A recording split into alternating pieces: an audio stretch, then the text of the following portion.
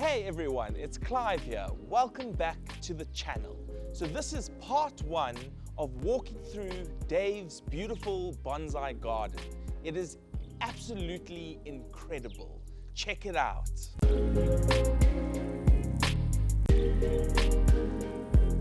My name is Richard Wright, and I find myself in the garden of Dave van Berg. Dave, we're doing a series here called Old Men and Bonsai Collections. No, I'm just kidding. Bonsai for the old people, it's not that, hey? No, Well, no, really, just kidding. So we're in Dave's garden, and there's such a cool story to tell about this garden, and such a cool story to tell about this guy. And I think that you're going to learn a lot, and you're going to love the trees in this garden. The reason I'm here is because a lot of the trees started off in my garden, which kind of flows into some of the content we made with Clive about how bonsai is this fluid thing that should move around, improving collections, bonsai coaches. So we're going to be chatting about quite a lot of things as we look around Dave's garden, which is really quite spectacular. But Dave, anything you'd like to winter, yeah. So I met Richard about 2 years ago, maybe 3 years ago, and it was in Instagram, and you were on holiday.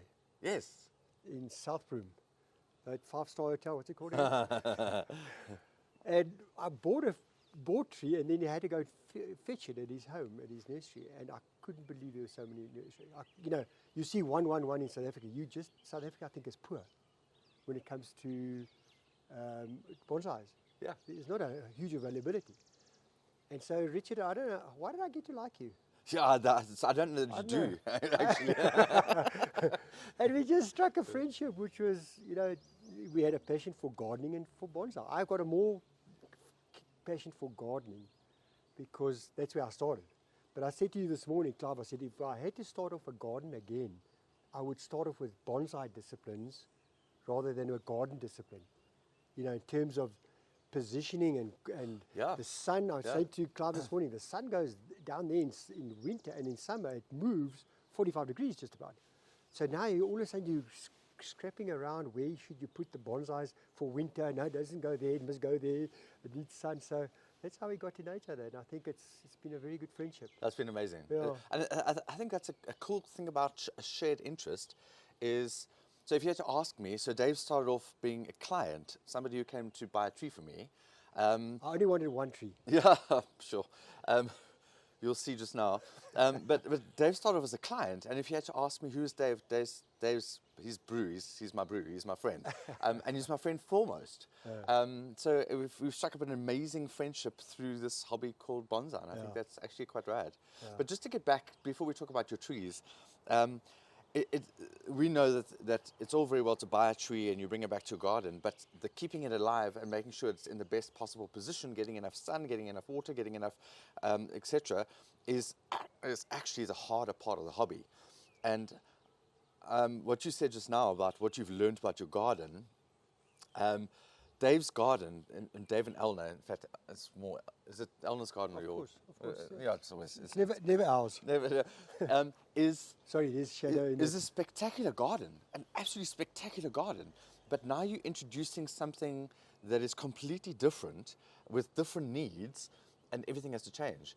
And that was quite interesting, and it's also interesting to see how the garden how things have moved around. You'll see just now Dave's built this incredible structure to give the trees more shade.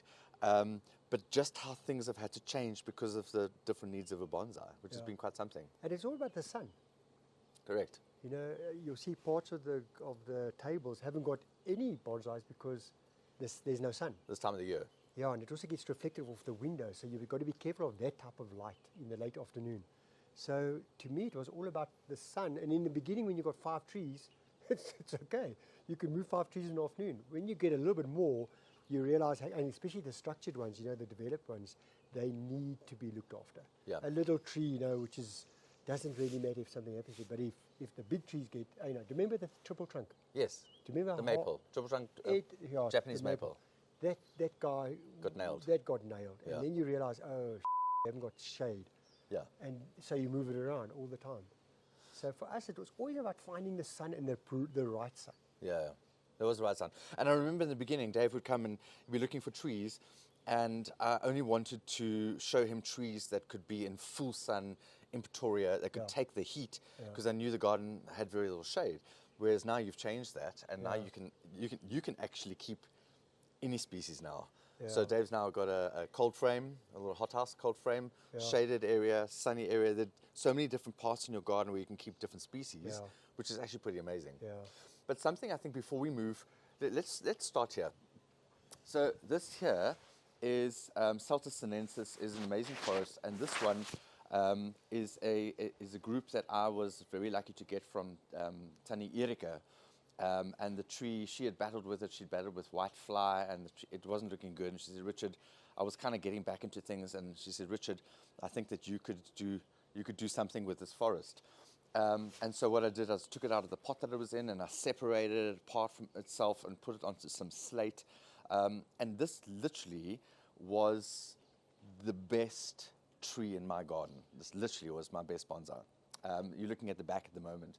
But it was the thing I was the most proud of, and it was absolutely amazing. And I remember Dave came round to the garden, and Dave literally would say, so when you're going to sell me this tree? And I was like, no, Dave, that's never going to happen. And no, every time he came round, so this is the tree, I want this one. Do you remember? And then he was insistent, this is the tree. And I was like, no. And then if you look at the video of my garden, you will have heard me say there was a big Celtis there. And in order for me to buy that, I had to sell a bunch of trees. And Dave landed up with this one. But now here's the interesting thing. Dave, this wasn't too long after I met you, right? Okay, so this is where I want to go. Dave's a very clever guy. He's like a super clever guy. Extremely. He's a very clever guy. I ask you 20 questions every hour. So we're not talking about that part. but so we'll talk about the coaching later. But Dave is a very smart guy. And he said to me in the beginning, he said, I'm new at this. I've been going for less than a year. I know that if I'm going to take it seriously and if I'm going to learn this thing, I need to have the pressure to do that. In other words, if I spend some money on good trees, I'm going to have to learn very quickly how to get good at maintaining them and keeping them. In other words, you've catapulted yourself in the hobby by buying and by creating a collection of really good trees. Yeah, maybe, but I've also, remember, I'm running out of time. You know, if I was 30 years old, I'd be taking on small little projects. You know, when you get to a stage, and my late arrival, if that's the right word, is that you better get some trees that look the part quickly. You know, I don't have 20 years to, so I've got to make sure that if I'm going to be serious, like everything, you must do it properly. But I also knew that Richard wanted to also move on with some of your trees, because you get tired. Some of these trees that you think, I loved it 2 years ago, but I don't really love it anymore. And you also want to kind of move on. So you've got past that stage. I haven't. So there's a couple of trees that I'd say, if somebody comes and says, do you want that tree? I'd probably be selling it because I don't love it anymore. Yeah. Remember that you've got to that point, yes. Yeah, that yes. Sazos D tree. Yes. Remember that one? Yes, I do. That went That's to the a dustbin, sarissa. and Richard took out the dustbin and said, no, man, we'll make something out of it. Yes, yeah. But the point there is that if you different for different people, and you can start with smaller things and you can grow in the hobby, but you end up making a lot of mistakes, and it takes a while to learn, and there's a lot of joy in that. Or you can say, I'm actually going to start at a different level. I'm going to invest a bit of money, but that's also going to mean that I'm going to have to learn very quickly. And I think what Dave did, or not I think, I know, is right in the beginning, Dave found himself a bonsai mentor, Anthony, from Willow Potts, who's now in overseas. And Anthony was scaling down and getting rid of a bunch of trees, and Dave bought some from him. Yeah. And then came into my garden and sort of moved along. But he's been incredibly good at making sure that he has surrounded himself with mentors, with people that know a little bit more. Much better. And can help him from the beginning. And that's been amazing, actually. Yeah. Okay, so I think we should we explain this one, Dave, please. So this is not from a Richard garden. Tell us about this one, Dave. Did you send me the Charles Saronio book? No. I think I might have loaned it to you at some point in time, but... So, there's a guy who went to Zanin, and he phoned me up. He says, I'll give you exactly 10 minutes, because this guy has to sell this tree.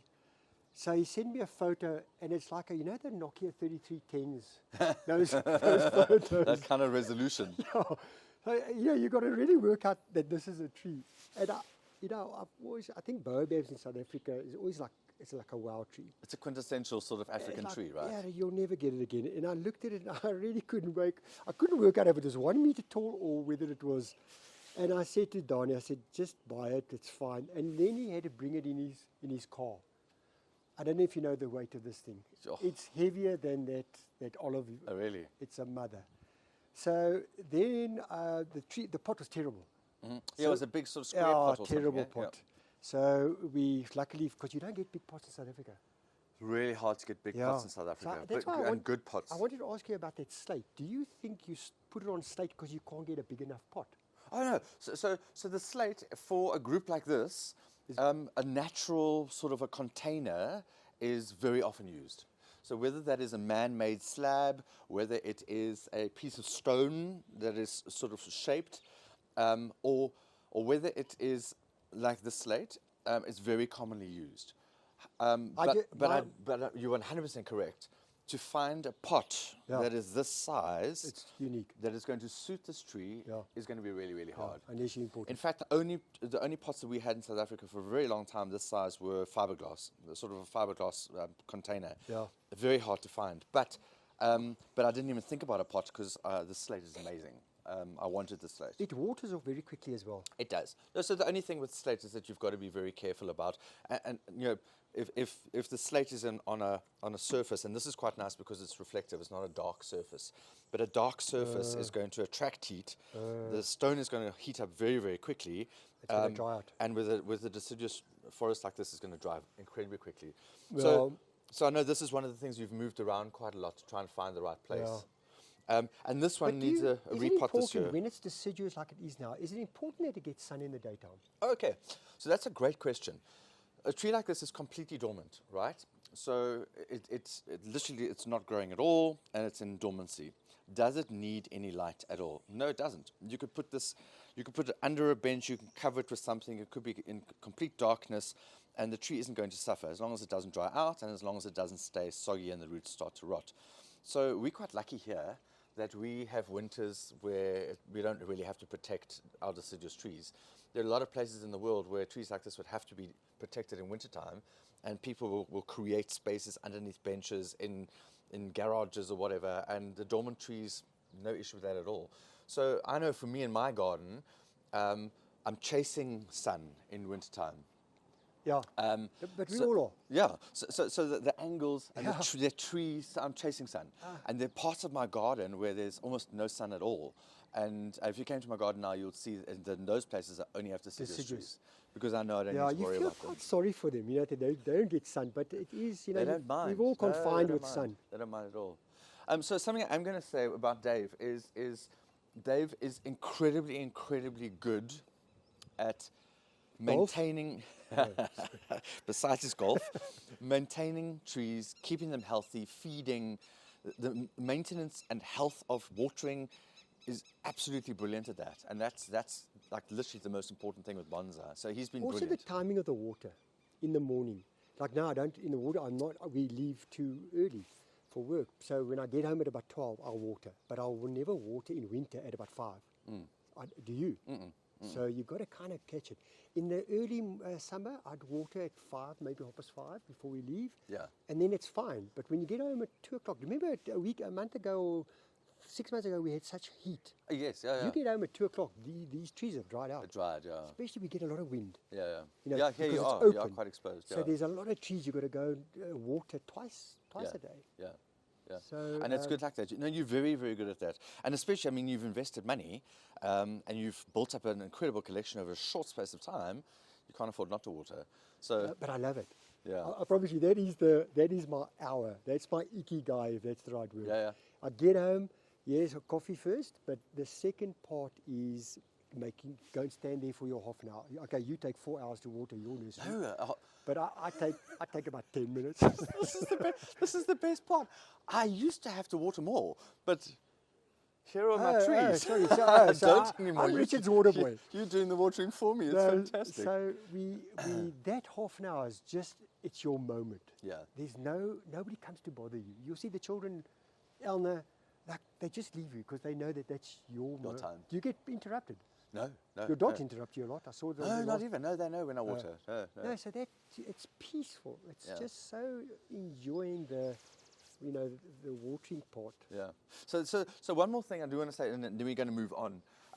So a lot of people ask me, isn't it difficult to sell trees that you've had for years and years and years? So you're going to see some of the trees in Dave's collection that are some of the trees I started with, I first dug, or trees that have survived all my cancer years and survival trees. And the answer to that is yes, it is hard to sell those trees. But my intention is, as Dave was talking about earlier, is to trying to build a better quality collection all the time. So I'm always looking for the next one to go because something else is coming in. So at the moment, and I said this to Debs, my wife, driving here this morning, is it's sometimes quite sad to come here because I look at the trees and I think, wow, these look better than the trees that I currently have in my own collection. I don't have many trees that look as good as this now. Are we allowed to swear here? You talk No, but I've got potential that I'm hoping is going to be better. But they're not quite there yet. So this is a good example. This was literally the best tree on my shelves. But part of the decision, would I just have sold it to anybody? No. Would I have sold it to somebody I kind of knew, but I wasn't sure if it was going to be around? No. Dave, and it's the best part of the friendship, is that I get to come back and visit with the trees. They're no longer my trees, they're Dave's trees, but I get to visit, I get to consult, I get to advise Dave on when to pot, when to At the same time, I would never prune this tree. Why? Because I know there's some special trees that I don't know how to handle, because Richard's got years of this tree. I haven't. So you see the big olive? Yes, yeah. I don't touch it. The triple trunk maple, Yes. I don't touch it because there's some trees, like that tree behind Clive, it's still in demand of it. Doesn't matter if you. So some trees I don't touch. I really protect that. Hey Richard, you need to come over for the afternoon and come and work on those trees because I'm not there yet. So I'm still very much of a junior, trying to still learn. I mean, look at this, Clive. You'll see this black pine here. That took Richard, was it 8 hours, 6 hours? Yeah. That was done a week or two clean up. ago, and you should have seen it. It was ugly, eh? It was a mess. Really, and I would never touch that tree. Not because first of all I can't, but second of all is just you don't want to stuff up such a beautiful tree. So that tree, you did a stunning job. Yeah, it's come out proper. Eh? Thanks, Dave. So there was another one. So that's a good example of that was my best Japanese black pine, a really amazing tree. It's an imported tree, and you kind of think, well, why? And part of that decision was I would like to try and find a bigger one. So I can't keep them all. So that was part of that reason. But essentially, where I'm going is that. It's a joy for me to be able to come back and work on trees. They're not mine anymore, but I still have a hand in them, and I still get to watch the progression. I still get to work on them, and that's a gift. That is amazing. Yeah. Yeah, but a lot of times you'll get here and you'll say, look at this, look at the wiring, look at the... No, as part of the learning is that sure. I kind of see what I see, and then you point up this more, you need to wire, check this, check this. No, and sure. I think I never know enough. You must always be a sponge in life. I Just don't absorb either. and just try and get the learning, especially the details. So I'll say to Richard, do we need to repot this year?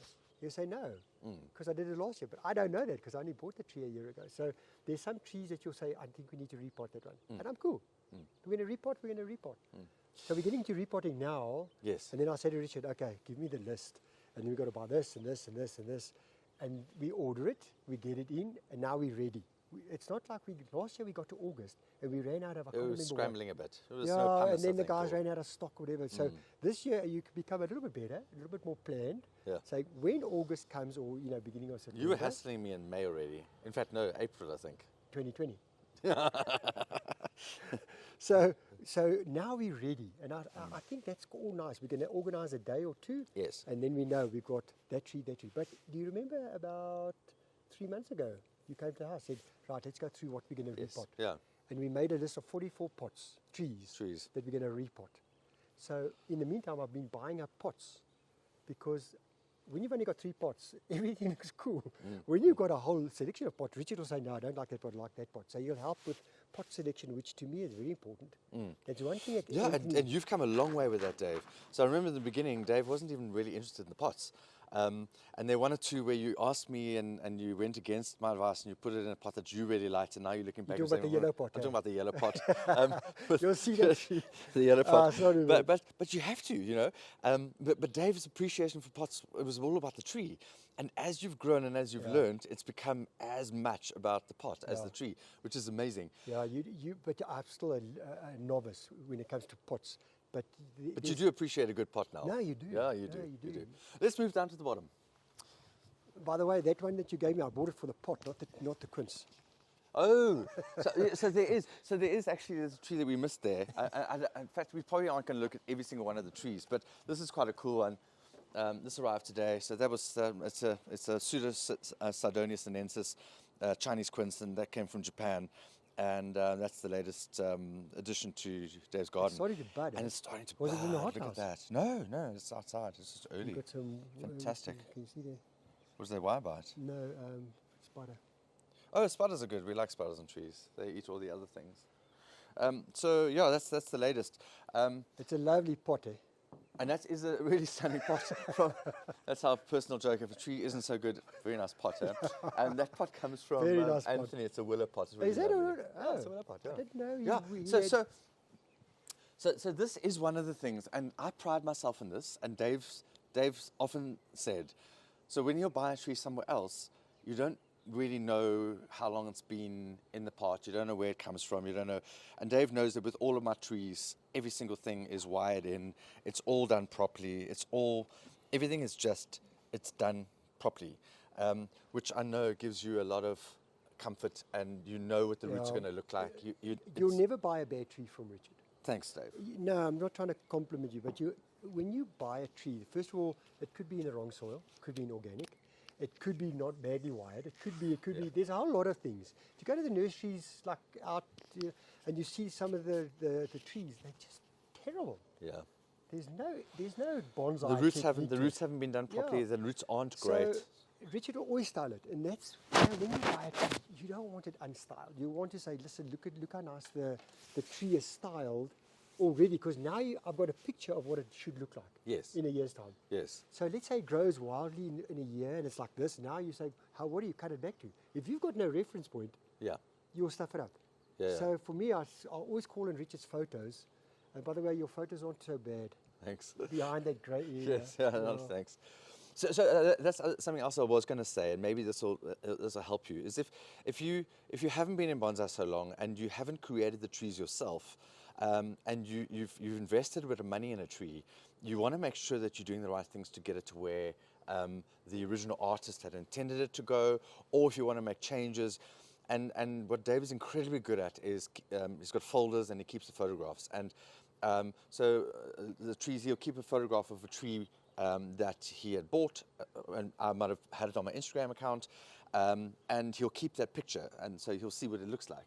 And we're always trying to get back to that point or move on from that point, and that's been invaluable.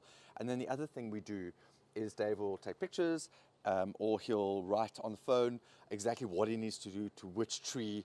So he's very good at every single one. When we do a bit of a consult, and I'll come around a couple of times a year, and we figure out what we need to do with the trees, Dave's very good at recording exactly what it is. I think you just come for the coffee. I come for the coffee too. Every now and again, he'll do something, and I'll say, but Dave, you weren't supposed to do that to that tree. And he'll say, no, I really was. Like that lenses over the rock, where he cut everything back, and we wanted to develop the tree. I said, no, but Dave, you were supposed to leave this one. No, adamant. Let me show you the picture. No, Dave, on the picture it says leave. I read leave. Let's go and have a look. So Dave, tell us about your the structure.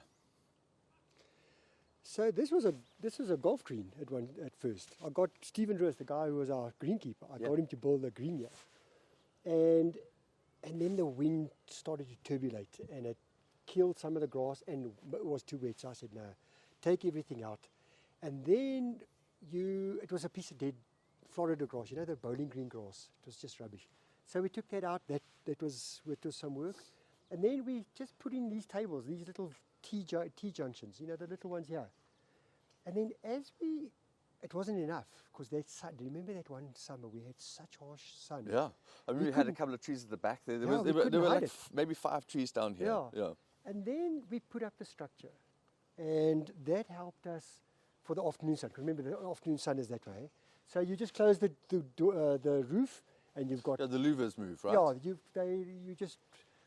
So you cover it up, then you've got protection of your most of your deciduous trees, eh? Yes. Olives and all that you can keep in full sun, but most of your deciduous trees you can push. And then I bought more tables that I can put underneath. So you'll see all these in the winter when I don't need them here, I'll just go inside and then I'll just put them underneath. So that's why I kept them light and without heavy feet. So you could just put it there, and at least you've got a second row, which can put about 10, maybe 20 trees. So that helped. And remember, I'm coming from a gardening point of view. Yes. I'm not coming from a bonsai point of view. This must look structurally right before you put down any tree. And that's what I try to do. I try to keep it very, like the mondo grass and things like that. And then, like this, we moved this week. These 3 here, they were there. You can still see we've still got to fix that. The nice thing is you can just pick them up and grow. They're not solid in cement. Yeah, that's very clever. Yeah, just pick it up. Just looks. Yeah, my garden's permanent, so this is something I quite like. Yeah, so you put hammerite, whatever it is, underneath, so it does protect it somewhat. And then you can drop it as much as you want. Like those are all the same height, but you can drop the one a little bit lower, a little bit higher. Yeah. And so, Dave, I mean, you put that structure up, and my first comment was you probably could have gone double the size. If I look at your collection now... No, I will have a divorce. So this is also quite interesting. The first time I came here, I said to Dave, "Where's your growing area? Where's the area?" Said you need a nursery. Yes, yeah. Where's your little Where's nursery? your cuttings? Where are you going to put your cuttings? Where are the trees that you're growing on? Because part of this hobby is growing things from nothing. Yeah, but I didn't know that. And no, I know. And what's quite cool now, as you're going to see, Dave's got a full nursery. It's really rad. And behind the back there is his hothouse or cold frame, and that's been a game changer for you. Especially the ficus, the Bert Davies, the Natalensis. Yeah. Those are frost sensitive. Yes. And by putting them in there, and you leave it there for 6 weeks. Oh, by the way, I'll show you the bougainvillea as well. Oh, stunning. You know which one? Yes. You will see the little buds. Oh, fantastic. That wouldn't have happened now. Yes. I think it's too soon, but leaving it in a hothouse. Yeah, in a hothouse, yes, absolutely. Just leave it. So that hothouse I run between 20 and 30 degrees. Stunning. So sometimes I take a heater, like 2 weeks ago, I took a gas heater and I put it in there on one of the, what little... Oh, 1 foot, yeah. The foot or whatever, and then you leave it. And then you get in the morning, it's about 20, because outside it's about 8 and lower. Remember, it was about 2 degrees? Yeah. So I thought, no. We went down to 0, yeah. It went down to -2 at one day. So I just leave that, and then I take it out. And then you just water. So that one needs less water, have you noticed? Yes. No, absolutely. Hardly any. In the wintertime, at the moment, I've got sprayers in the hothouse every 3rd, every 4th day. Okay, so I go in the day and I just heat up the structure because it creates a little bit more humidity. Oh, you spray it down? Okay, yeah, nice. and the paving and the tables. Yes. I don't really go on the trees. Yeah, you don't need to. Because you can still see the acadama still, that colour. Yeah. And then you kind of leave it there. But in summer, do you keep your hothouse open? I keep it open in summer, yeah. But do you have windows trees open. in it? So the trees I keep in mind are trees that I've repotted, or trees that are suffering, or cuttings that I'm growing. So I use it to create the humidity for things that are going to struggle outside of the hothouse. But that thing can get to 50, eh? Yeah, but if you close those windows, no, you've got to be them. very Yeah, careful. no, You've got to open it permanently, Yeah. even at night time. Yeah. You've got to close No, it. it's open permanently, yeah. Okay, let's take a look. So here we've got some Celtis. I'm gonna chat about some of the trees that I know very well, and you interrupt me and okay. So this little tree here is one that I started. I trunk chopped it. It was the Celtis sinensis in about 1997, and somehow this tree survived absolutely everything, and also a really nice willow pot. But I just love the craggy old Celtis bark. two others that I got when I started up again and grew on, and then moved on to Dave, and then various stages of development. The one is an Afrikaner, hey? These two are both Afrikaner. Yeah, Saltus that's Afrikaner, a sinensis. and this one is the sinensis here. So the Afrikaner has a very different twig pattern. It's more angular, and the leaves. I prefer the sinensis in summer with the leaves because the leaves kind of they hold the shape better. Or they just sit on the branches better. Where Afrikaner sometimes are hanging down, they droop a little bit. Yeah. But Richard, this one hasn't been, what do you call it, lime sulfured. No. But there's one thing that Richard's really, really good at is carving. Thanks, Dave. That's really, I mean, you've seen other guys, they take the dremels and they make it into round. It doesn't look natural. It looks like it's made in China. Yours kind of right. makes it more natural. So that's really, if that thing was white, it would be beautiful. I just forgot to do it this year. Yeah, so that we probably actually need to put some wood hardener on that one. So Saltus does get soft after a while. It's not a natural hardwood on a tree, being deciduous as well. So that's probably something we can do, is to brush it, clean it off, put some wood hardener, and then start to lighten. But only on the dead wood, of course. Only on the dead wood, yeah. Yeah, okay. Cool. This is really cool. This is a little group that Dave started himself. And that, when I first saw it, it was like some sticks in a pot. And look at it now. I bought them from a nursery. They were 99 Rand each. Oh. So you put 6 together, it costs you, what, $600 plus a pot that Anthony probably gave me for free. And so, but it was learning. It had nothing else about except learning, Richard. Yeah. And you'll see I haven't touched the bark, have you noticed? Yeah, you haven't touched the bark. Yeah, Dave learned. So you've got to be so careful with any of these galpini, the bark when they come off, and it takes a very long time to grow again. But Dave's got good at that. I'm going to talk about this tree. So this tree here, and let me turn around to the front. This tree here is the tree, there it is there, that started it all. This is a tree that I advertised was on Facebook Market. No, it was on Instagram. No, Facebook Market. I don't have Facebook marketing. Wasn't Facebook, was it Instagram? Really? Yeah. Okay. And I put this tree up for sale, and I was on holiday, and Dave got hold of me to say, I'd really like to buy the tree. And I said, well, don't you want to wait until I'm at home? He said, no, he's worried that it's going to go. And those days, I had no idea about marketing, and it was like really, really cheap. And so Dave got a bargain, and I got a friend. How is that? So this is the buddleia that started it all. It suffered. Yes. So there's been some learnings. So Dave sprayed the whole collection with something that was obviously too strong, and we still haven't quite worked it out. It was a pesticide. It was a pesticide. It wasn't. And he lost tons of branches on trees. He lost 1 or 2 trees. It was really, really hard to come back from, and a tough lesson to learn. And since then, obviously, been a lot more circumspect about what we mix and how we mix it. I think the lesson is rather spray 3 times milder than once stronger. Yeah, Just I still think it was over, for sure, whatever that was. But it was only pesticide. It wasn't any of the fungicides and stuff like that. But I'll never, if they say take the dose of so much, I take a third. Yeah. And just come back a week later and spray it again. Yeah. But don't try and kill it all in once. That was the lesson. Yeah. But it's still here and it's looking cool. And this was the tree I dug in Rustenburg in 1997. Also survived everything somehow. And then what I do is try and encourage David with some little gifts every now and again. Say, hey, here's something, Brew. Here's a really cool little Japanese black pine for you to play with. So just to try and encourage the development, which is really cool. Yeah. So Dave will learn a lot more from this. That was my learning. You just buy a developed tree and you think that's it. No, that's just that's just the finishing line. Yeah. The starting line is somewhere else. So it's quite cool to have little things like this, which will turn into things like this. So I'm going to move along. That was one of the first trees that Dave got, and that was from Bishopsford. And in a really nice tokonoma pot now. So he's really appreciating pots. This is so cool. This is a myrtle, and when I started again, you can see where the trunk chop is. We're looking in nurseries, and this one, look at this coming. It is, wow, this is really looking good. And it was. Is it?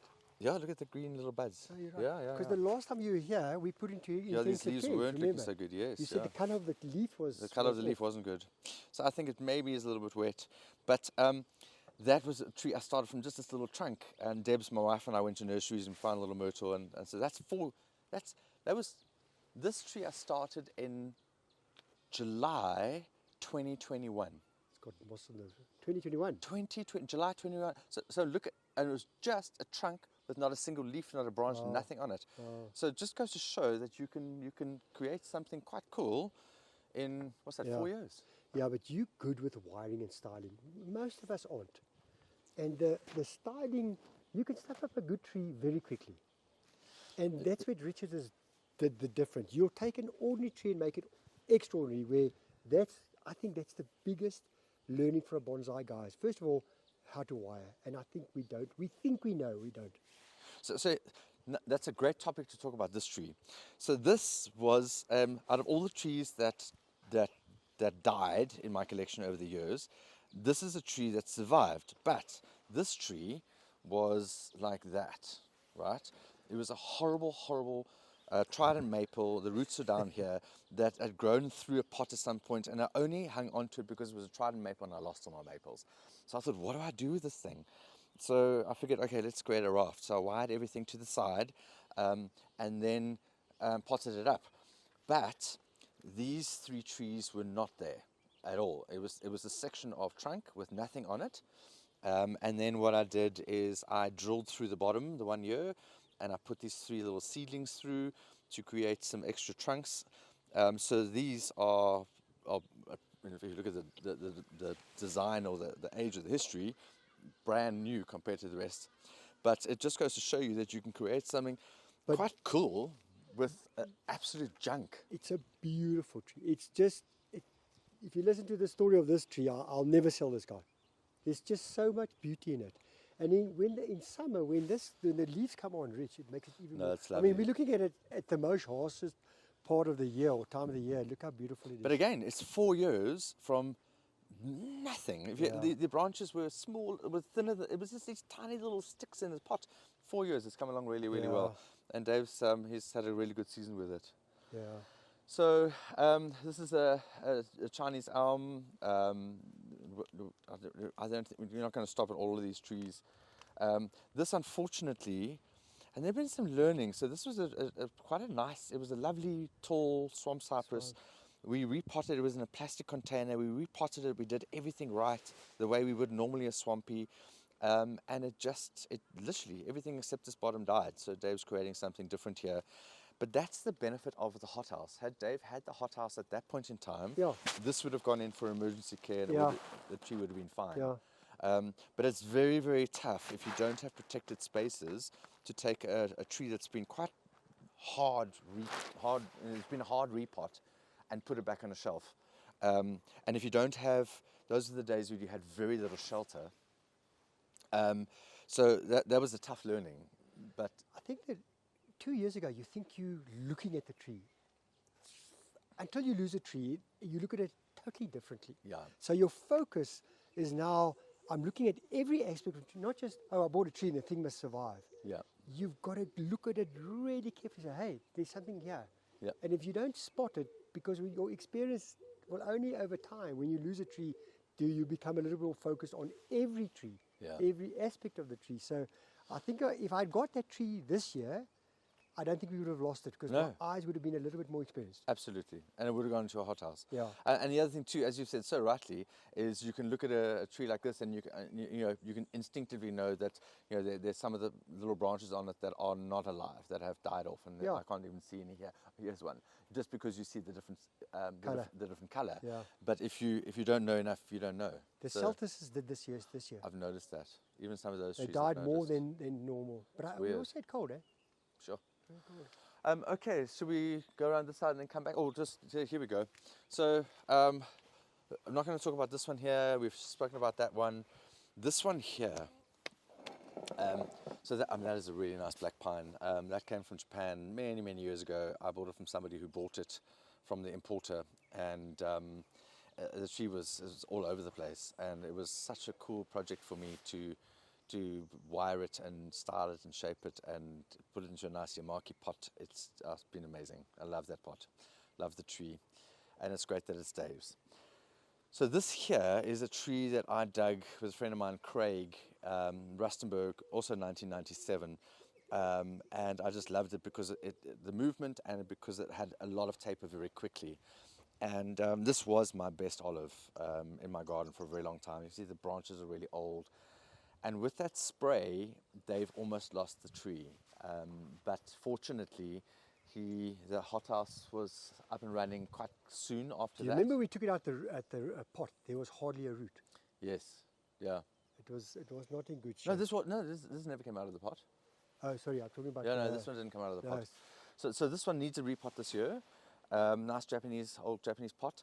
But this went into the hothouse, and the instruction was leave it. Just leave it, and let's hope for the best. And as you can see, the tree has bounced back incredibly well, and it's good that Dave has left it. So what we're going to do now with the repot is we are going to cut it right back. So the ramification will obviously increase quite nicely. So you cut back before you repot. So I'm going to cut back at pretty much the same time, and the reason for that is because we're going to disturb the roots. Now we've got all this foliage that needs water. Yes. But the roots aren't ready to feed it water. So this amount of foliage on half the roots is going to put such a big strain on the tree. Yes. So we you rather cut back the load. And then you plant. And do it at the same time. Yes, okay. And at that point in time, the tree has a much better chance of bouncing back quickly. With olives, this is something that a lot of South Africans don't do. I'm quite a big fan of defoliating olives at the same time I repot them, and for that reason. Every leaf? Every single leaf, yeah. So it depends on the olive, but I've had incredible success doing it that way. Wow. So all that's happening there is that there's no demand on the roots. So you're giving the roots a chance to. Will you fertilize at the same time or leave it? No. I'll leave the fertilizer. Do nothing for about 6 weeks until I see little buds coming up, and then I'll fertilize. Okay. But with a tree like this, if you defoliate and repot and put it into the hothouse, it'll bounce back in no time. And that's just the humidity that's preventing moisture loss. Yeah. Yeah. So this is a very special tree to me, and it's a tree I've had for a very long time. If I bring somebody who doesn't know anything about bonsais, they'll stop at this tree. Oh, wow. They'll stop at one or two others, but this tree they'll always stop. And I think what makes it is the shari. So the shari here, this is it's one of the pieces of dead wood that I'm probably the most proud of. That was just a solid piece of wood that was cut off. And all mechanically done, which I quite dig that. Yeah. That small little olive, the one at the top. Yes. That it's got the full. Yes. It's got the same kind of same feature. sort of feature. Yeah. Yeah, that's so I love that tree. And this is one of Dave's favorite trees. Not one. It is the favorite tree. So you can talk about this one. No, there's nothing. So I think it's called an Oncoba spinosa. Mm-hmm. It's Snuff a snake box. box. Snuff box tree, yeah. Snake box. And this is there for a purpose. Is that from what I understand, the Bushmen, when they get sick, they used to put the little muti in it, and they used to put it around their necks, and then they would sniff it. Okay. Yeah, that's the legend that says. And you can't wire this thing. No. You can try. So that is it's been grown as a bonsai for a very long time. It's a very old tree. What you can see is it was never, even when it was started, it wasn't wired right at the beginning. Could you? This thing's got thorns, the smallest thorns. Yeah, you can. you? Yeah, absolutely. Oh, but it's the age and it's the heritage and it's just a beautiful indigenous species. Hey, Dave? Sometimes, is it about the species? Is it about the indigenous? Sometimes a tree just talks to you. Yeah. You walk in, it's like probably looking for a house. Okay, this is my house. How do you know? I don't know, I just get the feel. This tree, when I saw this tree, it had to grow me. Do you remember? Yes. It wasn't my instant. This tree grabbed me quick. And it's also it's unique. It's a very South African looking tree. Yeah. Sneefbox. Sneefbox. That's lovely. And it's been growing apparently for more than 56 Yeah, the guy said years. he brought it out of Skukuza in 1972. There we go. So I love those stories. I love Richard's stories of his other trees. So I think it's not just about the tree, Richard. Yeah. It's about, hey, there's a bit of history there, which I think one must always respect. Yeah. When you look at those trees. So this is. Sorry, would you like some coffee? Yes, please. Yes, please. Thank you.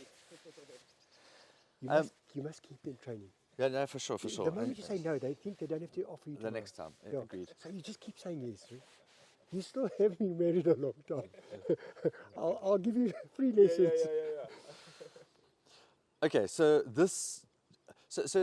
even driving with Debs, I said to her, Debs, I know you're going to come to the garden, and she hasn't seen the trees for a long time. And I said to her, you're going to be like, wow, look how well they're doing. Look how some of them have grown. Even if they got no leaves. Even if, you can see, absolutely. I mean, some of them I can see the trunks have even got slightly bigger. Yeah. And that's the cool thing about coming back, is I only see them every couple of months or 6 months or so. And so I can always see what's happened. And for Dave, he doesn't. I'll say, geez, Brew, your trees are looking really, really good. This has developed so nicely. He'll be like, really, really?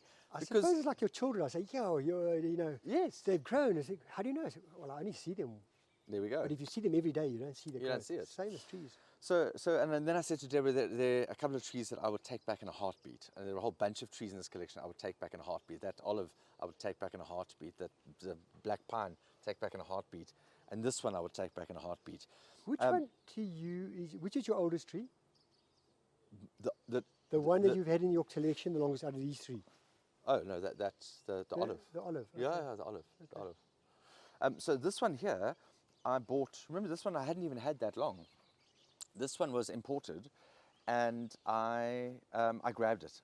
It's very, very old Japanese maple from Japan. I mean, look at these, the cuts that have healed so nicely.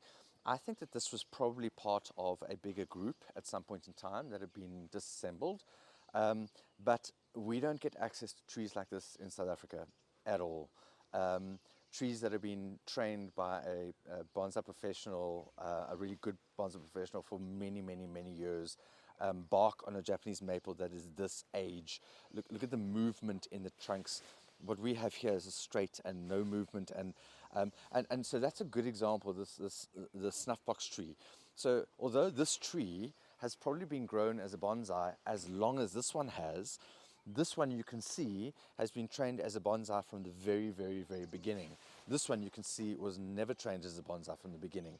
It was a nursery tree. It was a straight trunk, and then it was just cut back and cut back and cut back, and very little wiring was done in the beginning in the formative stages.